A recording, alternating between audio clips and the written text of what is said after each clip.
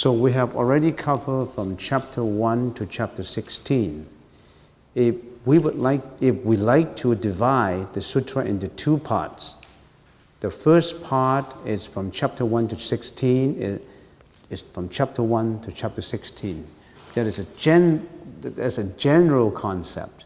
From the second part is from chapter 17 to 32. It's more specific. It goes into a lot more details from 17 to 32.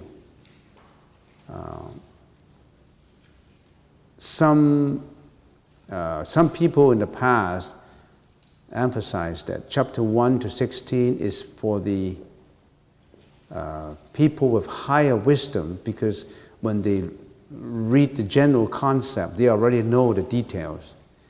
And the second part from 17 to 32 is for those who still need more elucidation, more explanation. So let's read the first paragraph. At the time, Subhuti asked the Buddha, "World Honored One, if a virtuous man or woman is determined to develop the supreme enlightenment mind, how should his or her mind abide and how should it be subdued?" So that question is more or less the same as the first question raised by Subhuti at the beginning of the sutra. If you turn to page 1, the last paragraph, "World Honored One, virtuous men and women develop the supreme enlightenment mind. How should their minds abide? How should they subdue their thoughts?" So that's more or less the same question as this question. So from chapter 17 on, it's more elucidation. It's more specific. So Subhuti asks, "Well honored one." Well honored one in the Sanskrit language is Bhagava.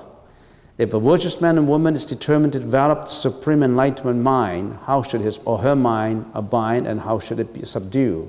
So Buddhism is not about just worshipping, it's about mind. How do we determine to develop the supreme enlightenment mind, and how should this mind abide?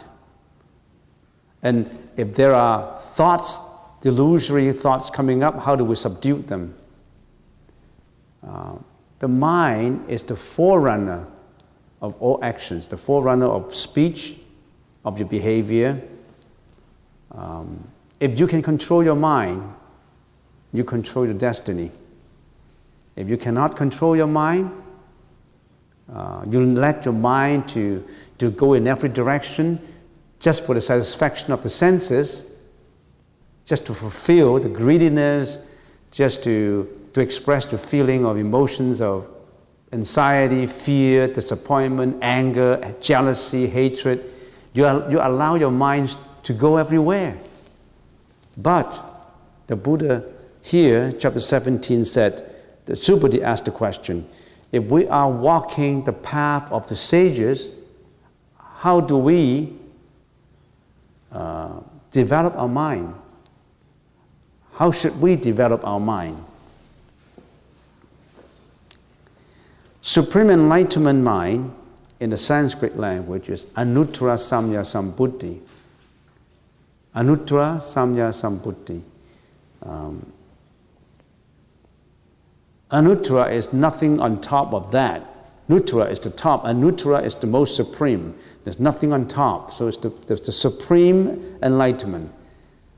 Samya is equality and with no discrimination. Bodhi is enlightenment. So how should we develop this mind, and how should we let it abide, and how should we subdue our desultory thoughts? Well, next paragraph. The Buddha said to Subhuti, a virtuous man or woman who is determined to develop the supreme enlightenment mind should keep this in mind. I lead all living beings to put a stop to reincarnation and escape suffering, but when they have been so led, not one of them in fact stops or escapes suffering. Or we should say, when the Bodhisattva helps sentient beings to stop reincarnation and escape suffering, when sentient beings have been so led, the Bodhisattva should have the thought that not one of them, in fact, has been led to stop reincarnation or to escape suffering. There seems to be a contradiction if you don't understand. How come that if you have helped to liberate sentient beings, not a sentient being is liberated? This is very profound philosophy. Next paragraph, let's read one more paragraph. Why, if a Bodhisattva clings to the notion of an ego, a personality, a being, and a life, it is not a true Bodhisattva. Why, Subhuti? There is not really a Dhamma which can develop the supreme enlightenment mind. What does the last sentence mean? There is not really a Dhamma which can develop the supreme enlightenment mind. So let's explain that. Let's start with something easy. We, temporal human being, sentient being, have the fallacious fourfold ego concept, which is the ego, personality, being, and life. The ordinary people, if they're not practicing, they always have this conception in mind. Ego. The first one is ego, personality, beings, and life. Ego. What is this ego? It's this ego that breeds all the mental afflictions. This I. Because I, then is you, they, them. What is this I make up of? Body and mind. What is this body and mind? We call it the five skandhas. So the I, the ego is the I. Who am I? We always ask the questions, who am I? Body is, of course, the body. We know the body, the organ, with the physical body. Other than the body, we also have the spiritual side of it, which is the perception, conception, volition, and consciousness. Then we analyze, what is this body? This body is only physical. This body is only lasts for one lifetime, for this lifetime.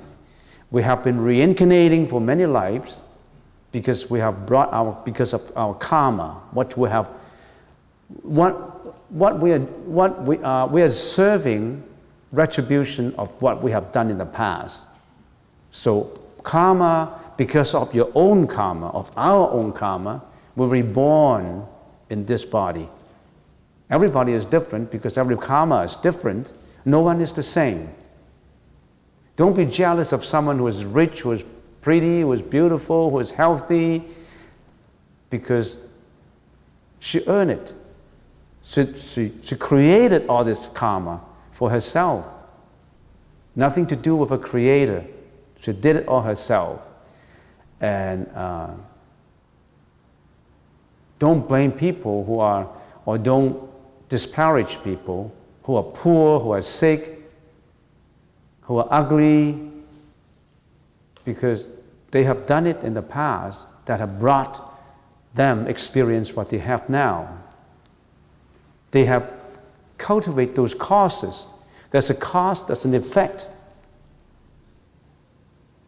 So the Buddha said, not God who is responsible for what you have, you yourself. So this physical body is in retribution for what we have done in the past. And of course there are other existences which are much higher level than us, and there are existences which are much lower level than us. For example, existent beings who are in the hell realm, in the animal realm, in the ghost realm. They are not as good as the human realm. However, human realm, there are above also the Zura's realm and the guardian angels realm, if you want to use the word guardian angels, or Devas realms. So this is physical body, and all the others, the spiritual side, it's talking about I, the body side, and the spiritual side. I, your perception. What are your perceptions? The spiritual side of it, your nose, your eye, your ear, your nose, your touch, your tongue, all these 6 senses that interact with the outside environments. because of these interactions, your perception, and then you conceptualize in your sixth consciousness, this discriminate, and subsequently, jealousy, hatred, anxiety, fear, disappointment, all these mental afflictions come up, which lead you to do further karmic deeds. So we are always in that loop. So this so-called I, never ending, it's always been like that. From one body to another, committing one karmic deed to another karmic deed. Some are good ones and some are bad ones. Not just bad ones. We didn't just do the bad deeds, we also do good deeds. Good deeds, you cultivate good cause, leads to good effect. Bad is to bad effects. But all these mixtures brought us to what we are now. And if you are not careful, you just allow you to do whatever you want, you commit all kinds of bad deeds, your next life is bound to be in reincarnation again, and it may be even poorer than this life. Or if you do all good deeds, it may be better than this life. But it's not ultimate. It's not anuttara samya sambuddhi. You are still in reincarnation. You are still in samsara, life and death. So we always have this ego. This ego has been with us for eons of years. For millions of years, we brought this ego. We changed the form from one form to another, from one life to another. But that ego, we brought it forward. That energy, we brought it forward and reincarnate into every life. So we always have that ego. That ego contains a lot of mental afflictions. The conceptually arising conflictions and the innate mental afflictions.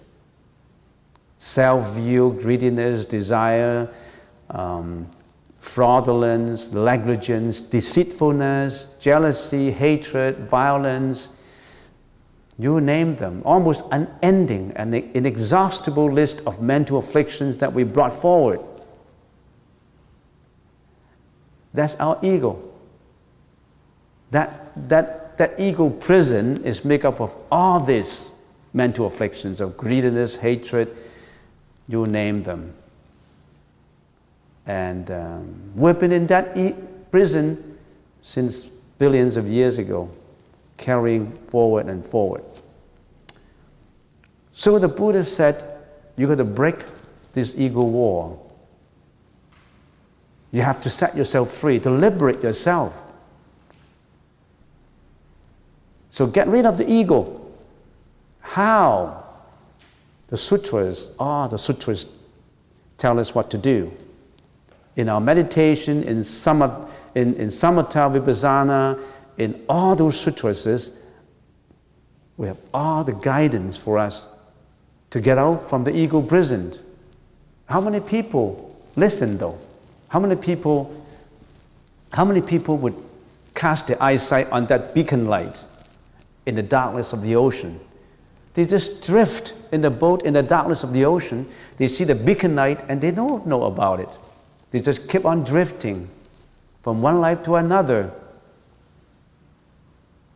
Or if we use another example, in a forest, we just walk in the forest without a map going out. The map is there, but nobody looked at the map. You can't go out from that forest. So, the Buddha said, no ego. Because of that ego, we go into life and death all the time. Break through the ego wall. So that first is the ego. When there's that ego, you assume the permanence of that ego. Maybe until the time that you are at the verge of death. You never recognize death. You think that death is so remote. You think that the body is so permanent that we don't really realize it. So because of your own ego, you also think that other people have egos. So it's ego, personality. That means you also recognize others' egos, and others' egos interact with you, and this interaction has brought forth a lot of worries, problems of the family, problems of individuals, problems of country, internationally. All these things is because of ego and personality. And aside from ego and personality, all the others we call beings. Sentient beings, non-sentient beings. And then life is continuity. We always never recognize the concept of impermanence, transiencies. Maybe we know when we read the sutra, when we read the words, we understand nothing is permanent, everything is fleeting. We shouldn't attach. But when we close the sutra, it's not there anymore. We start to attach. We start to react as if this is mine. This is my interest. This is my ego.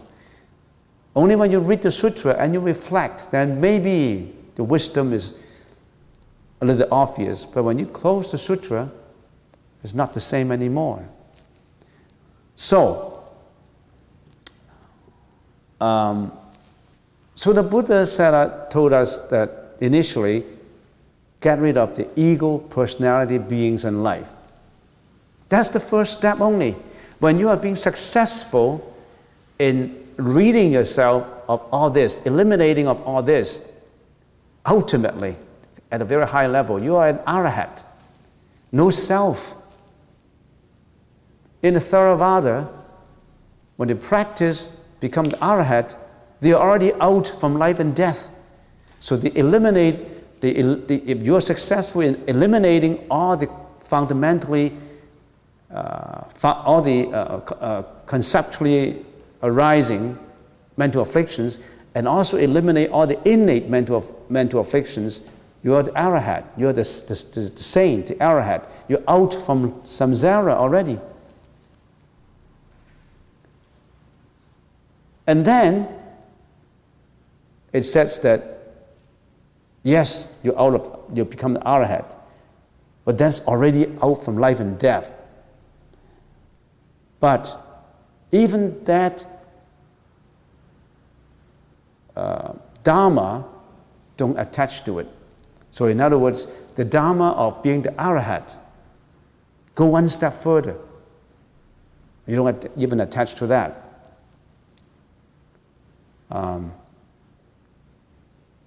A bodhisattva is help liberating all sentient beings. But when sentient beings are liberated, are being helped to liberate themselves, they don't have the notion of I liberated sentient beings. Because what is a sentient being? It's causality only. It's just all the five aggregates put together. It's a sentient being of body and mind. It has no real existence. It has no real self. It exists, but it has no real self. It's just the existence of all causes put together. It itself, per se, is empty.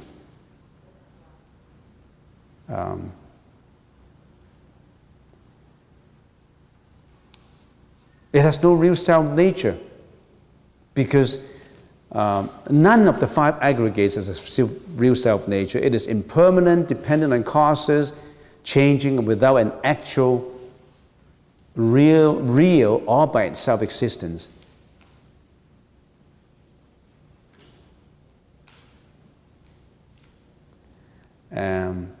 So the Bodhisattva don't attach to the thought that a sentient being is liberated.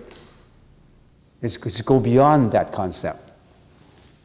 So in effect, there is no sentient being being liberated, as there's nothing to be obtained or attained. If there is something to be obtained or acquired, it is not the truth. There is no truth and no falsehood. There is no attachment. If you attach to the idea that there is a sentient being that you have helped them to be liberated from samsara, you have attachment. Then does it mean that if you do not have the help to liberate sentient beings? No, it doesn't mean that. If you do not help to liberate sentient beings, you are not a bodhisattva. You still live in the self-centered life and not directed yourself to the divinity, non-discriminating life. If you think that you have directed your self-centered life to the divinity life and have liberated sentient beings, you still have the fallacious concept of ego, personality, beings, and life. So in other words, you've done all these, you don't attach to them. How come the sutra says there is not really a Dharma which develops the supreme enlightenment mind? How come there is not really a Dharma which develops the supreme enlightenment mind? Who develops the supreme enlightenment mind? Who developed that enlightenment? It's the person. Who is that person? That person is empty. It's just the existence of the five skandhas. What is being developed? The supreme enlightenment. What is this? That supreme enlightenment? It's causality. By itself is empty. But we need the enlightenment though. It does not mean that we don't need it. No, since it's empty, we don't need it. No, we still need it. Just like language, words. We need the words, the language, to express. But the words and the language themselves are not the expression.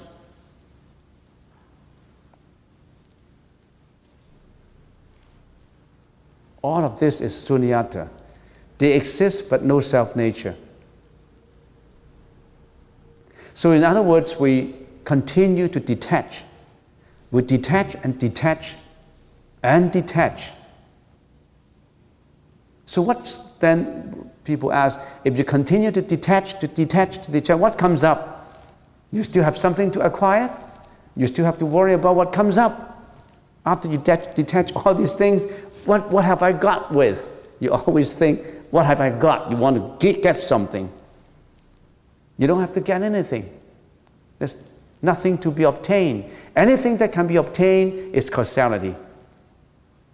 Anything that can be obtained is subject to impermanence. Are you looking for impermanence? When everything is detached, if you really want to know it, the sutra says, if you really want to know when everything is detached, what have you got? If you really want to know that, if everything is detached, prajna comes up. Prajna comes up. What is prajna? The wisdom. And even wisdom, you detach, what comes up? If we have to say it, nothing comes up actually, because if there's a thing, it is not right. If there is a thing as falsehood. So don't worry about what comes up finally. People ask, if I don't have any thought, so what would I have? What would I left with? You still want something to live with you. That's not right. That's not the right way. So remember the Heart Sutra says, therefore in emptiness there is no form, nor perception, nor conception, nor volition, nor consciousness. No eye, ear, nose, tongue, body, or mind. No realm of the eyes up to no OH and death, nor the extinction.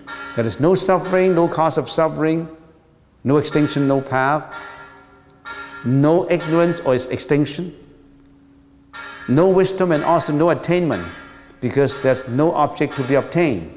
When people listen to this sutra, they don't know. They say, oh, no wisdom? Maybe I have no wisdom, no attainment, I can't attain anything.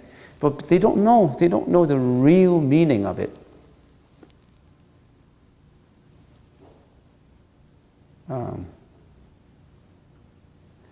So I cover, so this is, Dharma is not really a Dharma because it's empty. It's sunyata. If you always think that way, wonders will work out. Because then you're detached. There's no mental afflictions anymore because you train yourself continuously to detach. Initially, you detach all your anxiety, your fear, your greediness, your selfishness, your hatred. All these things disappeared. But you have to train yourself initially. You can't just open the sutra and say, oh yes, I have to be empty. And then you're not training yourself. So you have to always practice that vipassana. There's no object to be obtained. When you're meditating, you practice that, contemplate that vipassana approach. There's no object to be obtained. Not a single thought. Not a single thing to be obtained. Not a trace.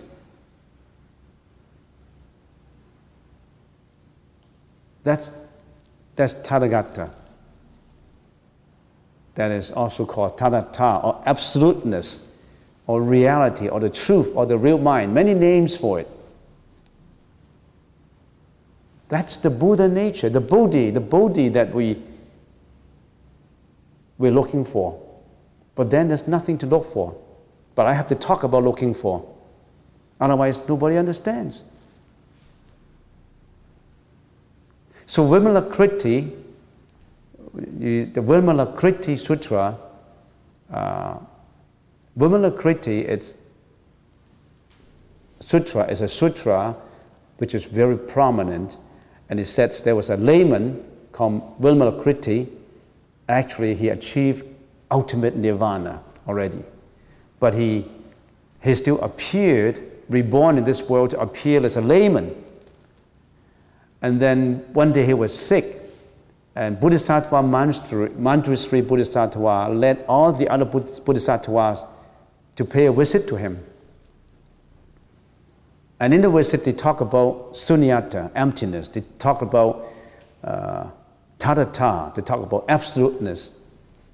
And they talk about various ways to achieve this absoluteness, achieve this anuttara samya samputti, achieve this supreme enlightenment. They talk about 32 ways.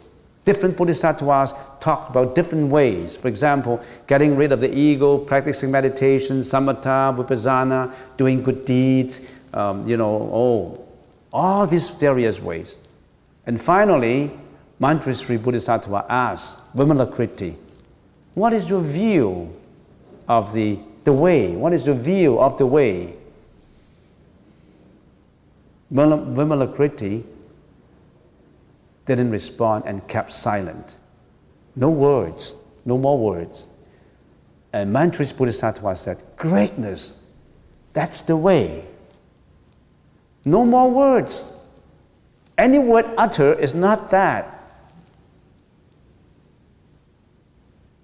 How should we say? No words. Beyond words. Beyond language. We go beyond that. Don't attach to words. So no words from Vimalakriti.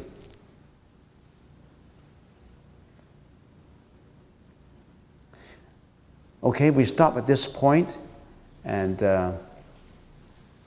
we still need a lot of training in us to achieve that way. People, if you don't learn the sutra, you don't know what we're talking about, because it's so contradictory. In the sutra, it sounds very contradictory if you don't understand it. How come liberating all sentient beings and not a single sentient being is liberated? How come there's no ear, no eyes, no tongue, no taste, no touch, no sound, no smell? Everything is negative?